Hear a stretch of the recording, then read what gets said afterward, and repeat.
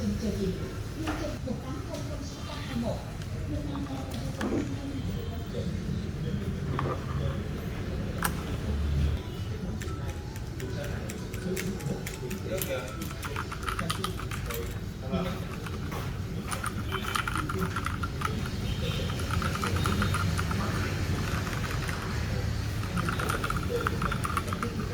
Bên Anh Computer xin kính chào quý khách. Xin gửi chào đón năm học mới.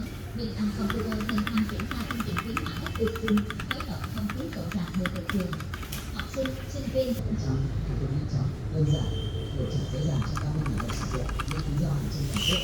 Học hiện tại là những phần trăm đã thể học hành siêu tốc trong vòng 3 giờ. Còn chần chờ gì nữa, nhanh chân đến ngay sau Bên Anh Computer để xử lý cho mình những vấn đề công nghệ chính thống, chất lượng tốt nhất của giá thành siêu ưu đãi ngày hôm nay. Bên Anh Computer xin học công nghệ không lý tương lai, trụ sở của mình số 91 Nguyễn Xiển, phường Hòa Bình, quận Thanh Xuân.